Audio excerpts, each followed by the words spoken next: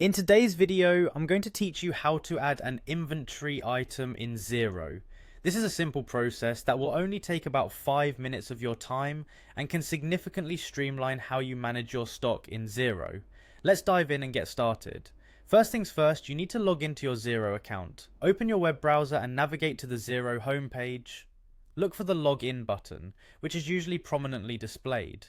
Click on it to be redirected to the login page. Enter your email address and password associated with your Xero account. Double check to ensure that both are correctly inputted to avoid any login errors.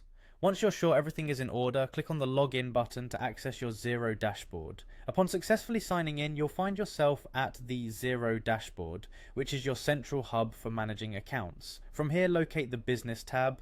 Clicking on business will reveal a drop-down menu. In this list, you should see products and services. Go ahead and click on it. This page is particularly helpful as it gives you an overview of all the products and services you currently manage within Xero. Next, on the products and services page, you'll find a button titled New Item.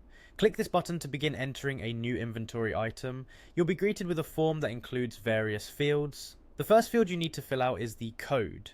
This is a unique identifier for your inventory item, so choose something that makes sense for the product you're adding.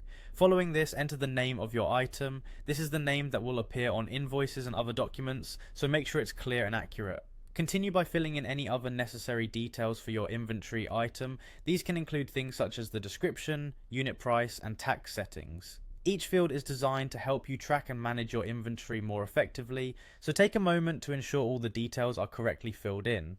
Once you are satisfied with the information entered, the final step is to save your new inventory item.